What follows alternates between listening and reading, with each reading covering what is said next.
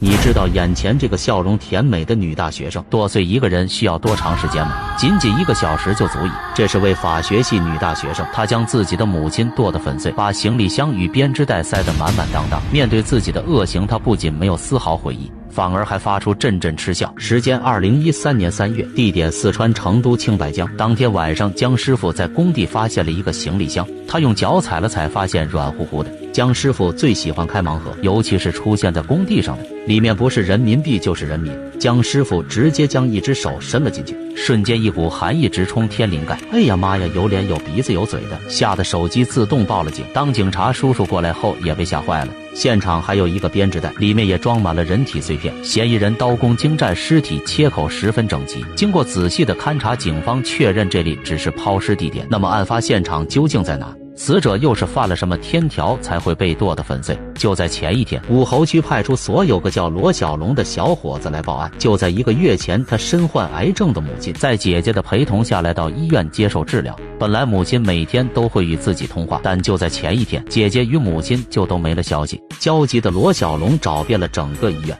也没有发现一点线索。罗小龙越想越不对劲，连忙报案。母亲叫李化琼，姐姐叫罗小敏。为了省钱，两人一直租住在附近的招待所。警方闻言立刻派人前往招待所调查。映入眼帘的是明显被刻意打扫过的房间，但是墙上仍然留有大量喷溅的血液，床单和被子也不知去向。后来经过法医检验，墙上的血迹是属于人类的。招待所老板给警方提供了一条线索，就在前天下午，有住客来到他这里举报说，隔壁房间的门缝下方被人用被子堵了起来，隐隐约约还能看到些许血迹。随着案情发展到这一步，警方认为这已经不是简单的失踪案了，而是谋杀案，必须要重拳出击。这个房间里究竟发生了什么？母女俩是否已经双双遇害？警方还需要更多线索。就在这时，青白江抛尸案那边有了进展，法医检查结果已经出来了。这一箱碎尸来自50岁左右的女性，由于2个案件的地点比较近，警方立刻将房间里的血迹样本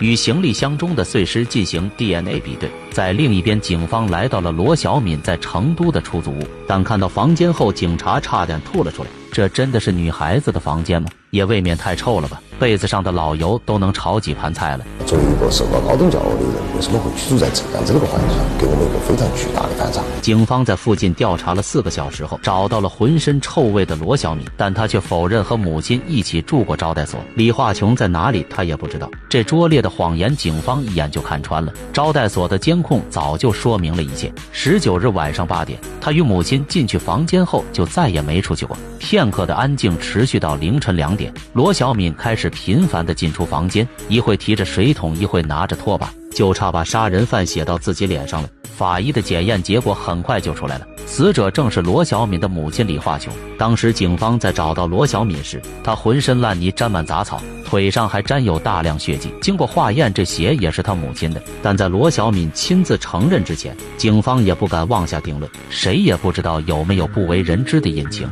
每次问到这个地方，他也在回避，所以我们就不敢确定到底是跟他有关还是没有关系。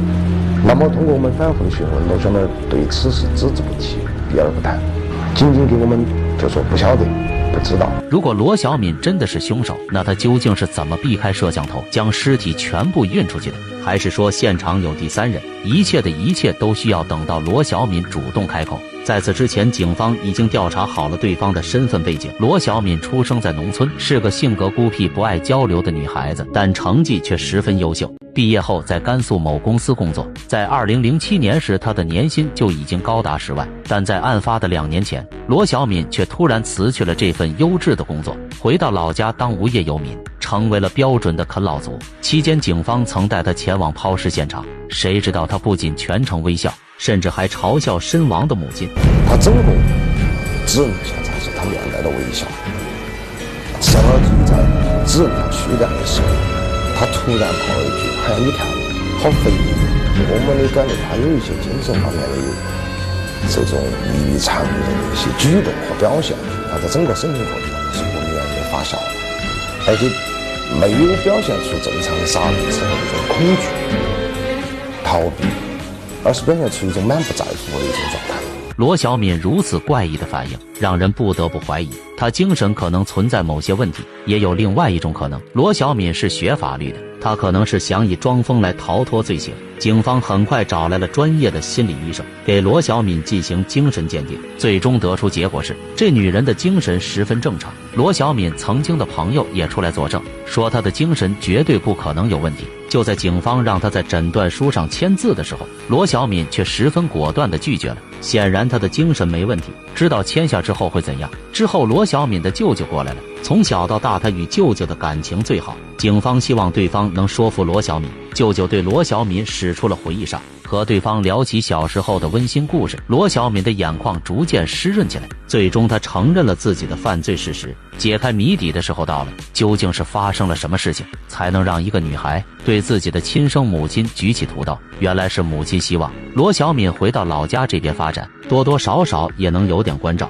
但是罗小敏却想继续留在成都，两人因此爆发了争执。在争执中，罗小敏直接抄起一把水果刀就朝着母亲身上砍去。她拿着这把小小的水果刀，将自己的亲生母亲碎成了无数段，残忍程度不逊色于凌迟。就连多年经验的老刑警在听闻案件之后都没能忍住。我们经历了很多年的老民警，有的时候感觉到这样的情形都非常非常的残忍，非常非常的惨烈，因为活生生一个人就瓜分成这个样子，都感觉内心都有些唏嘘。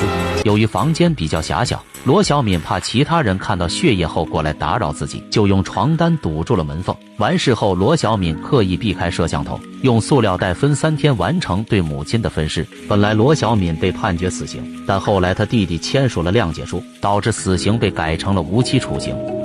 人间不只有爱，恶魔就在身边。关注我，了解更多人间暗处的危险，看清黑暗，远离黑暗。